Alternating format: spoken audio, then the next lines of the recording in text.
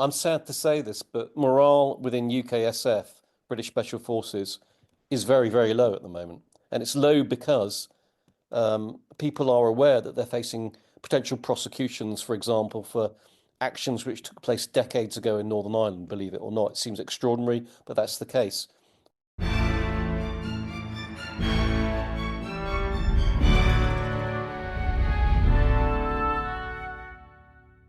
Hello. In April 1945, during Operation Howard in enemy-occupied territory, SAS troopers were ambushed by German Panzerfausts. Several were pinned down and they suffered heavy losses. Along came Paddy Mayne, who, in an act of suicidal bravery, drove along an open road to reach his men, all the while giving and taking fire. He collected wounded, returned to safety before again heading out to retrieve more of his men. For this action, Field Marshal Bernard Montgomery recommended Mayne for the Victoria Cross. However, the award never came. Now, many years later, Damien Lewis and others are at the forefront of a campaign to have the decision reviewed and overturned. Damien is a historian and the author of SAS Great Escapes 4, and he joins me to discuss the non-award and SAS stories and ethos. Plenty more great history on the way, so please do subscribe or follow, and if you can share with friends and family, I'd be most grateful. But until then, it's me talking with Damien Lewis on the SAS and Paddy Mayne.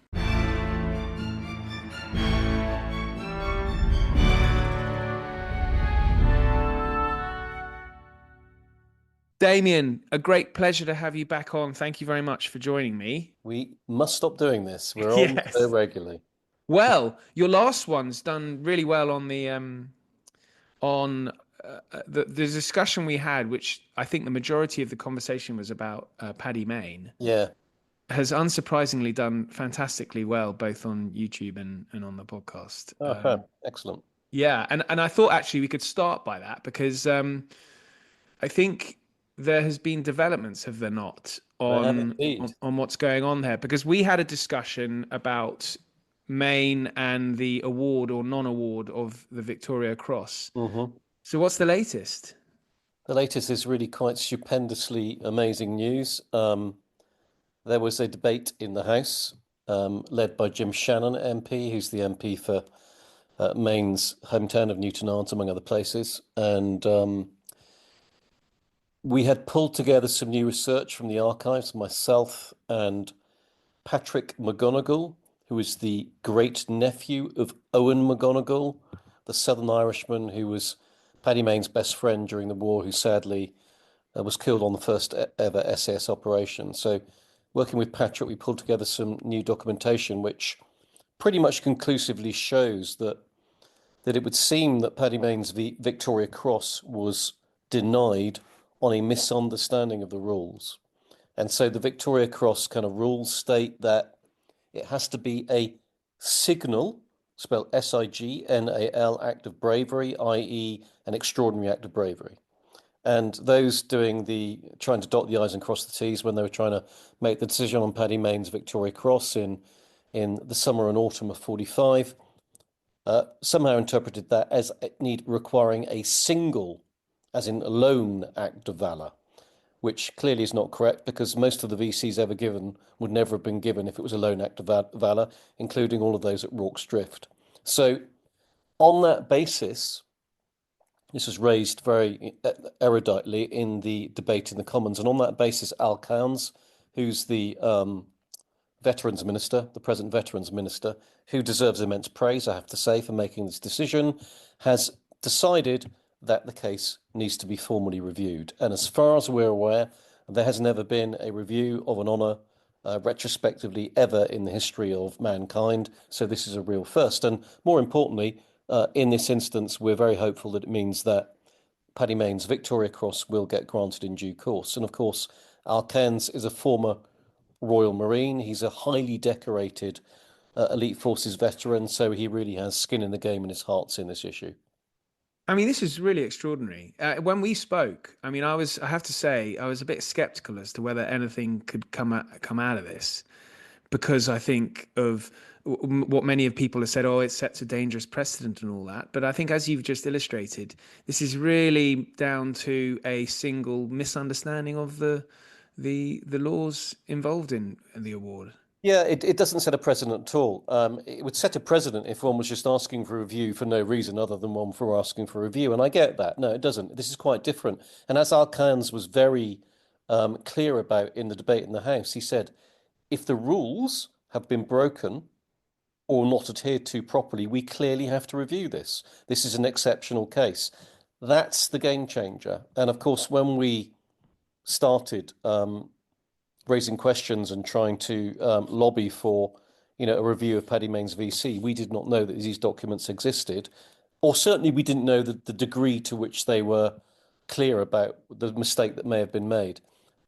So, yeah, when we spoke, possibly, my own view was that we were very unlikely to achieve this. Didn't make the campaigning any less valid. Sometimes you campaign on things you know you're very unlikely to achieve, but that doesn't make raising the issue and the profile, you know, even in some cases all the more important.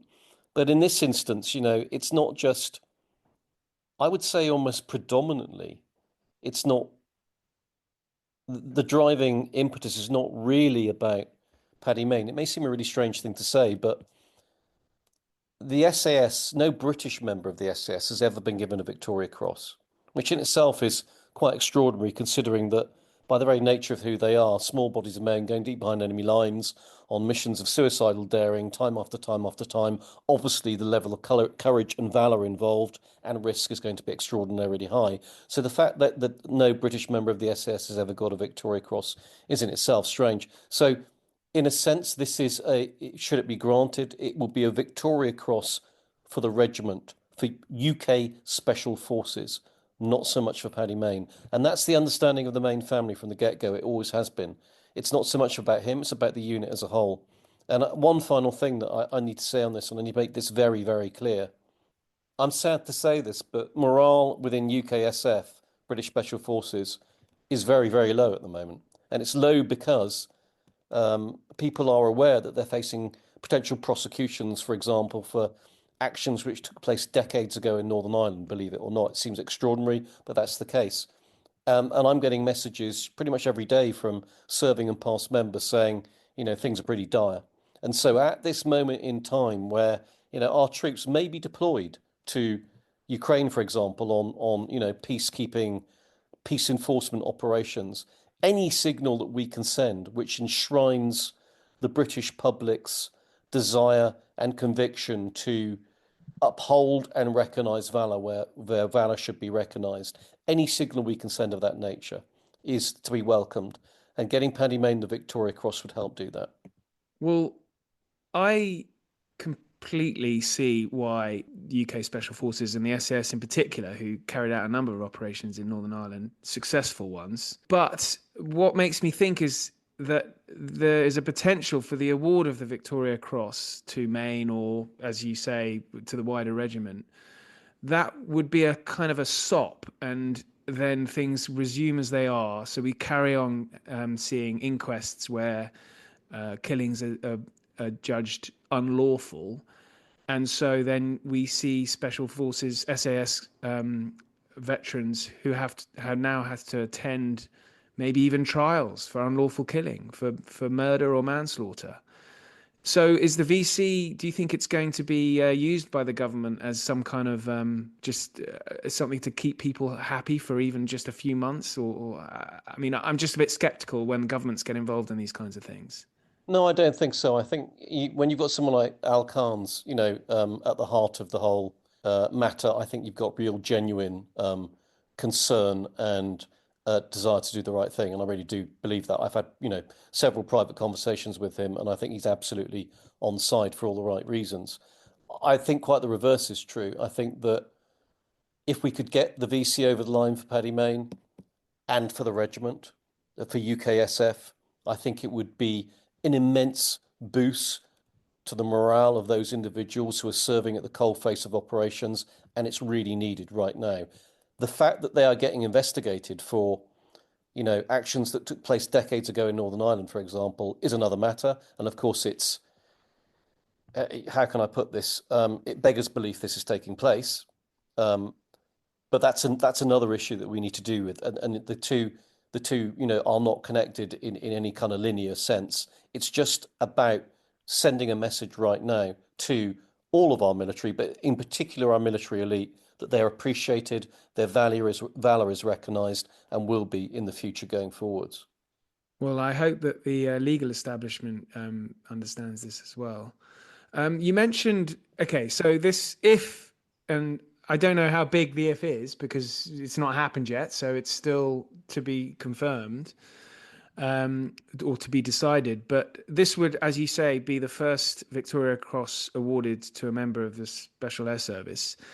A British member of the Special Air Service. Yes, there was an Australian awarded in. In the Second World War, Anders Lassen, the Danish Of course, yes. SAS and SBS operator, was awarded the Victoria Cross posthumously. So he has been awarded a Victoria Cross in the Second World War, and then there have been Victoria Crosses awarded to members of the Special Forces in Australia and New Zealand since then, but no British member has ever been awarded. And you mentioned that's strange. Why do you think that is? I mean, clearly being in the SAS in the regiment, it's a high bar immediately. And is that therefore how it's viewed by the MOD? And so is that the strangeness of it? Why is it strange? Well, if you're in the SAS or the SBS or any of the related units, you are clearly, because that's what they're set up to do, going to be going into harm's way, often deep behind enemy lines, in small bodies of men on missions where the chances of death, capture, or injury, and indeed carrying out incredibly valorous acts, are going to be very, very high by the nature of the missions themselves. So one would imagine, uh, decorations like the Victoria Cross would have accrued to that kind of body of men. There is an issue that I've been kind of briefed about, which is that for these high valor decorations to kind of get over the barrier, the high jump, you generally need two officers to witness the act on the ground. And of course, if you're a 12-man patrol, you're not going to have, very rarely do you have two officers in that patrol. So partly it may be a corollary of the fact of the nature of how these special forces units are deployed and also how the rules exist for giving honours. And if that's the case, in this day and age, in 2025, um, what is the possible justification for stating two officers have to be present? Surely to God, we've passed the time when that should be an iron rule. I mean, witnessing an incredibly valorous act is witnessing an incredibly valorous act, no matter if you are a private or a general or anything in between. So it may be partly to do with that, but whatever the reason might be, it's peculiar and odd that we've never had a VC for UKSF or British members of UKSF. Yes, particularly if the Australian members have been awarded it, and okay, I don't know how many operations the Australian SAS have performed, but one would imagine since its formation, the British SAS has, or the SAS has performed a lot more operations, and so therefore it's a real discrepancy. It is, yeah. It is a discrepancy. Australian SAS and New Zealand SAS as well. So yeah, Yeah. and that's part of the argument why, if we can get Paddy Mayne's VC over the line, it's also a Victoria Cross for UKSF per se.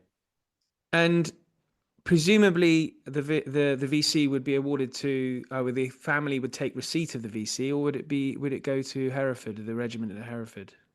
So my understanding is the family would take receipt of the VC, but it would then go into a museum. That's absolutely the intention. So it would be put on display somewhere where the great British public could enjoy it.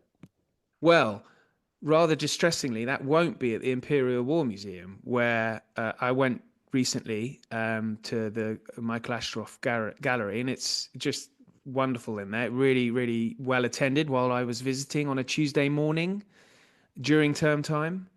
And I just wondered what your thoughts were on the IWM's decision to close down this exhibition. I think it's crucial that amazing collection of Ashcroft finds a proper home. Really, really crucial. I was talking to someone about it at the weekend because I was at the premiere of a a series. In fact, it's going out on Sky tonight. It's premiering Sky tonight called Commando Missions. It's a documentary series about great commando missions of World War II. And we were talking about this very issue. That incredible collection that Lord Ashcroft has needs to find a home, and it needs to find a permanent home, because the last thing one would want to happen is for that collection to be broken up, or indeed for Lord Ashcroft to have to sell it off. So it's unfortunate it's moving, and I really hope it does find. I know some venues have been mooted as potential permanent homes within the UK, which would be great to see. But Paddy Mayne's VC, wherever it ends up, the intention of the family is that it goes on permanent public display for the British people and the public from around the world to come and admire and learn more about the great man. Because of course, this is an individual who's revered not just in the UK but across the world. Yeah, I don't know how I don't know how far you want to go with this, but one can't help speculate that had the award actually been made to Paddy Mayne, how it would have changed his life. Because of course, the SAS would still have been broken up. The award of the VC wouldn't have changed that, presumably. I wondered how it would have affected his life after the war. Honestly, I don't think it would have made any difference to Paddy Mayne's life at all. I mean, Mayne himself, when he went before the king to get his third bar DSO or fourth DSO, in other words, what we argue should have been the Victoria Cross, when the king himself said, words to the effect of, "I cannot understand how the Victoria Cross has so strangely eluded you." So even the king didn't understand it. Mayne's response was to say, and again I paraphrase, "My liege, I served my king and my queen to the best of my ability, and I need no greater honour than that." So he wasn't in it for the gongs. Not at any moment was he in it for the gongs. He was in it to defeat the greatest threat to the civilized free world that arguably has ever existed. He was in it for the brother warriors whom he went into war alongside, and to see that as many of them came out alive and unharmed as he possibly could. He was in it for all the right reasons, not for the medals. Well, Damien, so, look, we've managed to spend a good 15 minutes discussing this, which is an important topic, but we're also here for your latest book, SAS Great Escapes 4. So this is the fourth. Was this always the plan? Because they've done so well. I assume you thought, oh, well, there are always more SAS stories of escape, so I can write another one. But was there always a plan to write this many? No, not at all. It was just going to be one standalone volume, and then SS Great Escapes was published, and it was very popular. And then my publisher said, "Could we do another volume?" I said, "Well, there's certainly enough stories." And then we had a really bizarre debate because my publisher, bless them, wanted to give it a completely different title, like just call it something completely different. I don't know what they were suggesting. I was like, "Don't be ridiculous, it's SAS Great Escapes 2." And they said, "We can't do that." I said, "Yes, you can. That's what it is. It's the sequel." I mean, obviously you wouldn't you know walk away from such an amazing brand as that. So that was published as SAS Great Escapes 2, and the proof was in the pudding. So four's being published late May this year, and then I am presently working on SAS Great Escapes 5. And Splendid. just to give you an example of how these stories happen, I was 85,000 words into writing my October 2025 book, which is the story of the when the SAS hijacked the train to go and liberate the concentration camp. Probably one of the most incredible missions of the Second World War, without doubt, one of the most incredible missions of the Second World War. So 85,000 words into writing it. So, 5,000 or 10,000 words off the end. And I was contacted by a young lady who said my granddad was in World War II in the SAS. He wrote his story up as a manuscript, never published. Would you like to read it? And I was like, yeah, great. So I went, get my car, drove off, met this young lady and then her mother, who was the daughter of the SS guy in question. Coffee, tea, biscuits, chatting away. And I said, I don't even know the name of your father. He was in, what was his name? She said, his name was Arnold. And I felt the hairs on the back of my neck go up. And I said, Arnold, who was in Italy in September 43 to June 44. She said, yes. How do you know that? And I said, I'm writing a book about him at the moment. And she was, I mean, she was speechless. She said, no one knows anything about my father. I said, well, I am. And not only that, but I'd gone to all the archives, Kew, but also the American archives, pulled out all these incredible files.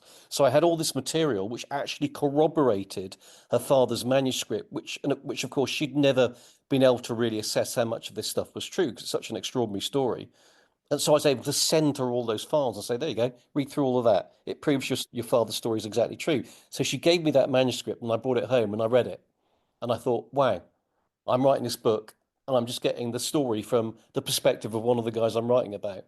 And then reading it and getting to the end, I thought, oh my gosh, and he executes the most amazing escape. That has to be in SAS Great Escapes 5. That's how these things happen, like in this really organic, serendipitous way. Yeah.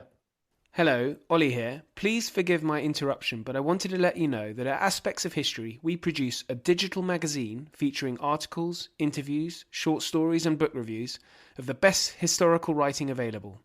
Authors featured including Ben Macintyre, Lucy Worsley, Andrew Roberts, and plenty more. An annual subscription is available for only $9.99. That's pounds or dollars. Yep, you heard that right. That's 6 issues for under £10 or dollars. Head over to aspectsofhistory.com to subscribe, where you can also gift subscriptions. Now back to the show.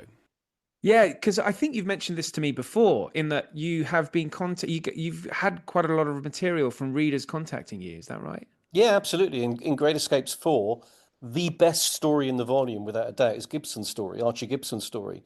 Gibson was in the LRDG, the Long Range Desert Group. He happens to call his two-wheel drive Chevrolet truck, which the LRD used. He happened to call it Wow Dar, which is Scottish dialect for Who Dares.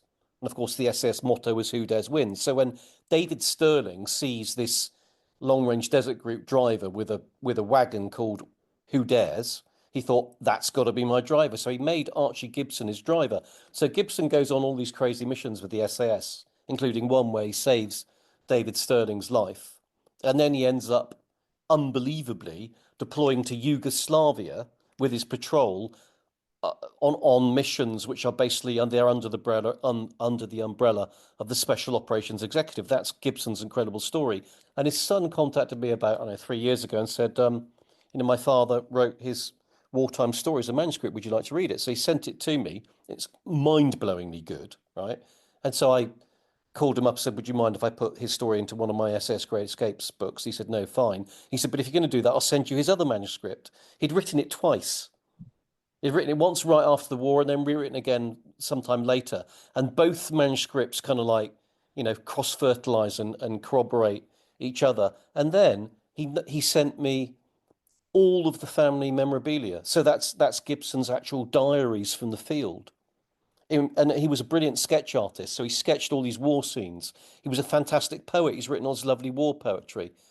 I mean, how can you not write that as a Great Escapes volume? In fact, not only that, I'm actually thinking Gibson's manuscript needs to be published. It couldn't be published as it is because it's kind of like parts of it are outdated. You need to update it. You'd need to explain a few things, but maybe 5%, and you could publish it. And I'm thinking The Last Warrior, that story should be published. Yeah, yeah, absolutely. Well, we probably both know a publisher who could help you there. Right, because I was reading about the Lampedusa Uh, escape, which featured a character that, having read not all of yours, but a number of yours, I hadn't come across Sergeant Robert Lodge before, mm, who's a really interesting character. yeah, yeah, And I yeah, thought that would be interesting for listeners, as you yeah, know, particularly one of the escapes in Italy. yeah. Lodge, his real name was Freelander, Rudy Freelander. Freelander, he was a German Jew, obviously escaped the Nazi Holocaust, came to the UK, volunteered to work in the Pioneer Corps, kind of volunteers who weren't allowed into the military because they're enemy aliens, but they were allowed to do kind of, some kind of related work. And then because they realized how useful he would be, within the military itself, a fluent German speaker, finally ends up being recruited into the SAS. And I've actually written about Freelander before because Freelander is on Operation Leuthen, which is the mission the SAS undertake into the Vosges Mountains in the autumn of 1944. which ends up then being transforming into the Nazi hunting missions they carried out after the war, where the SAS set up that top secret unit that supposedly didn't exist to hunt down the Nazi war criminals. And one of the murders they're actually investigating is Freelander's murder because he was captured by the enemy and murdered in the Vosges Mountains in 44. But in SS Great Escapes 4, Freelander deploys into Italy on one of the earliest two SAS, so second SAS regiment raids, and from the very get-go, it's a pretty disastrous operation. And once again, it's Freelander's ability to speak fluent German, obviously, which so many times gets them out of these incredibly tight scrapes they get into, because that's the reason why they're recruited in the first place. That's why they recruited German and Czechoslovak and Austrian Jews into the SAS, because they could speak fluent German. So if you're raiding an enemy airbase in the North African desert late at night and you're challenged by a load of German sentries, what's better than having a fluent German speaker to respond to the challenge, and often to shout out orders in German as if he's a German officer to make the sentries all go off and do something else. But he didn't obviously join the regular army because, as a former German national or a German national, he would have not been permitted to. So That's he's in right, the yeah. pioneer. Pioneer Corps, yeah, yeah, Yeah. Now, yeah. so what's the jump from pioneer into the SAS? I would imagine that's not direct from one to Well, the other. he's not alone in having done that. I mean, have you met Jack Mann in your times with me? Maybe no. The SAS, SBS, and LRG veteran who's Yeah, still yeah, alive. yeah, yeah, Yeah, yeah. right. I can remember from all three. Yeah, yeah, Yeah. yeah. So Jack Mann, who's still with us, thank God, and his features in several of my books. He also, same thing. Jack was recruited from the Pioneer Corps. He is also of Jewish origin, German Jewish origin. So it's not that, and you go into the Pioneer Corps as an enemy alien, and obviously, whilst you're in the Pioneer Corps, you're observed and you're watched. And when they realise that some of these people are not only are they on side, but they could be extremely useful. Like Jack Mann spoke not just fluent German, but fluent Italian as well, pretty much fluent Italian. He had a gift for languages.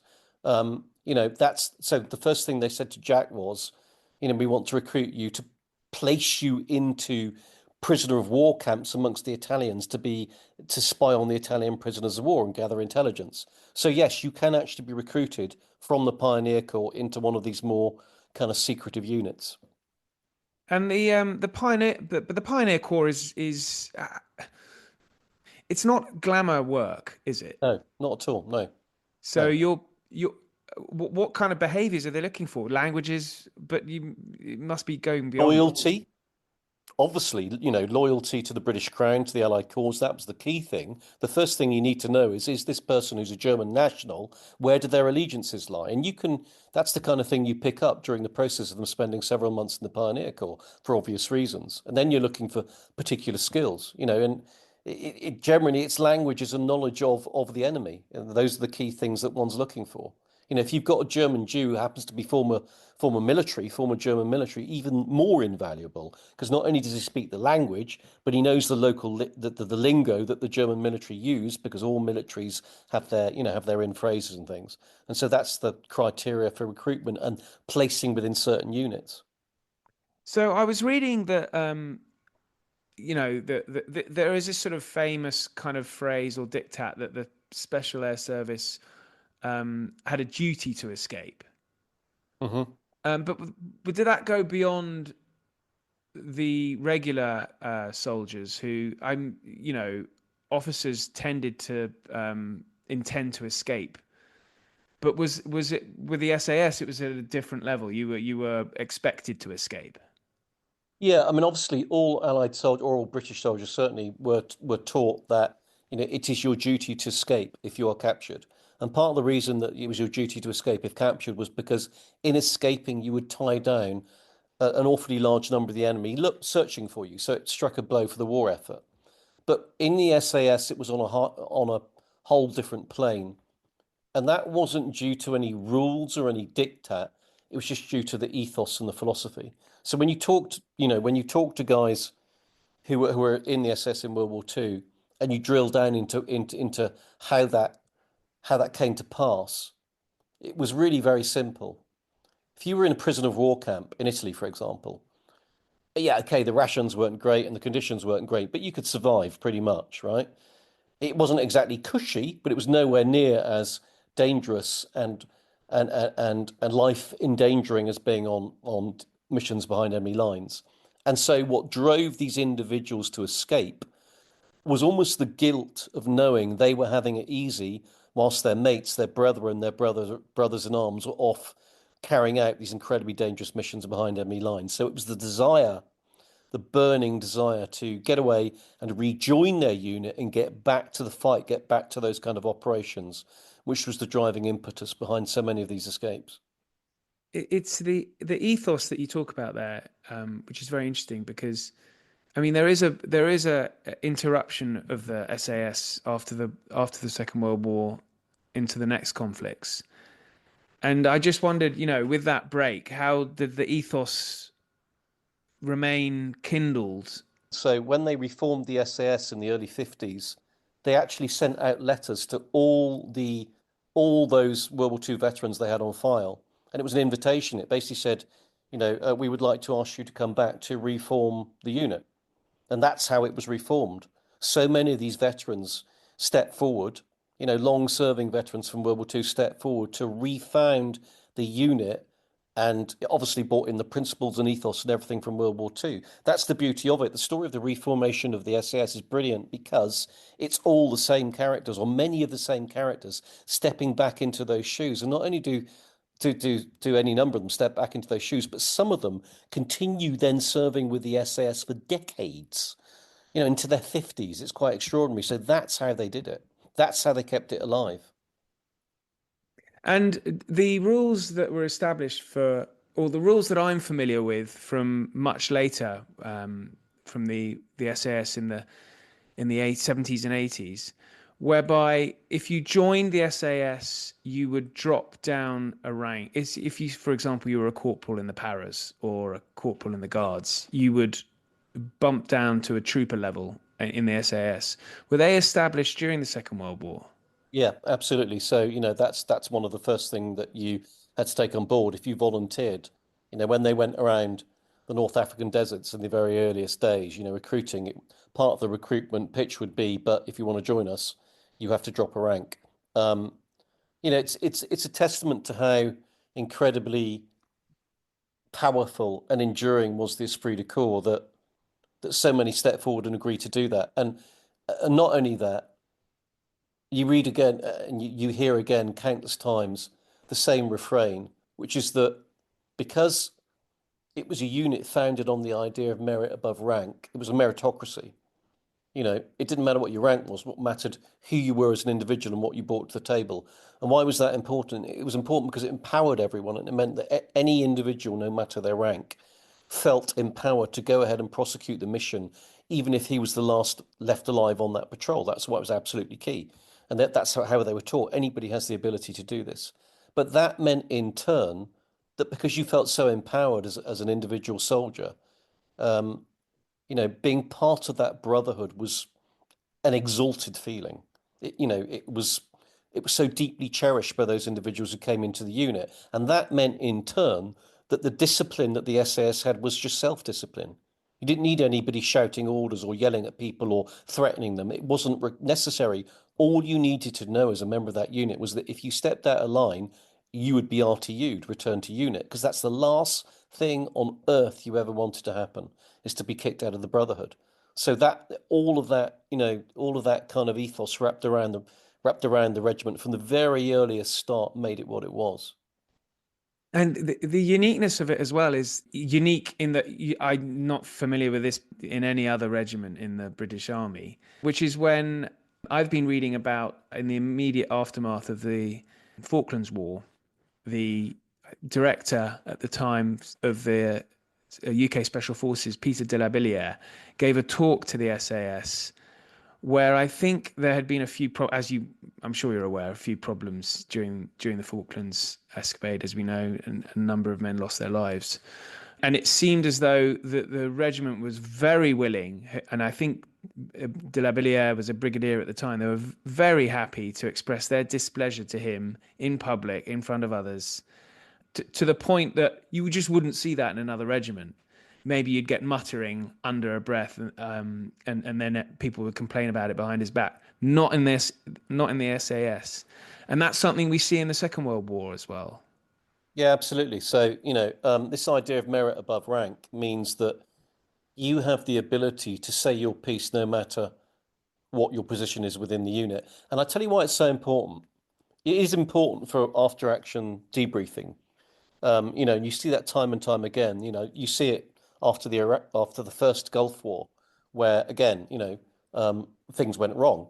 Patrols were, deployed with awful equipment and terrible intelligence and got captured. The Bravo 20 patrol. So you had really, really robust debriefings after that. But it's more important for this reason. And this was the case from the get-go, from the absolute original founders.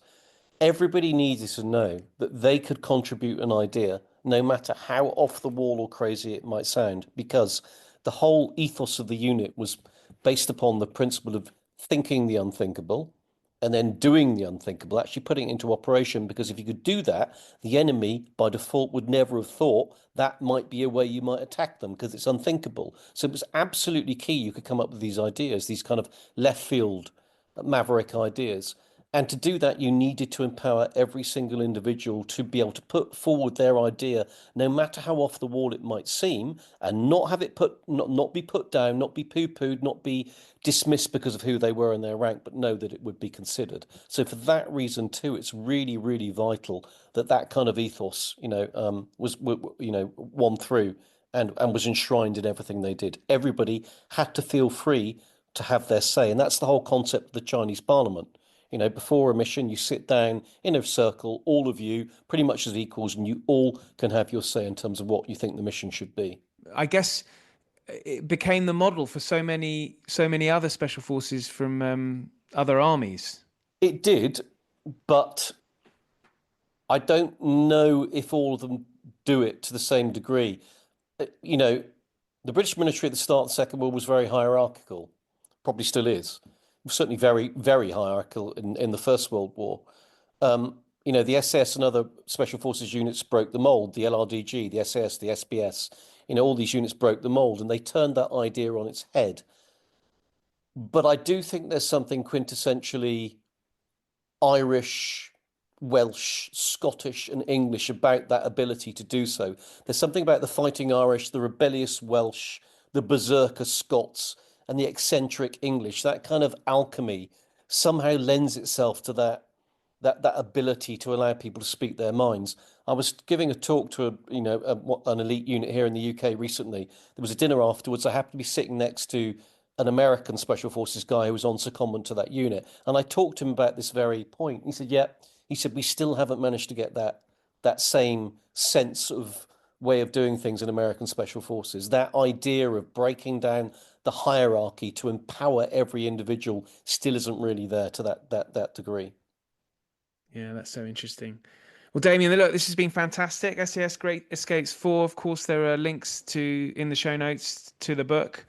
And thanks very much. And I'm very excited about getting you back on for this new book in October, which sounds very interesting. Yeah, my pleasure. Let's do it. Thanks. Thanks so much for listening. Links are in the show notes. Please share with friends and family. And if you want to get in touch, you can through X or email history@aspectsofhistory.com. But until then, thank you and good night.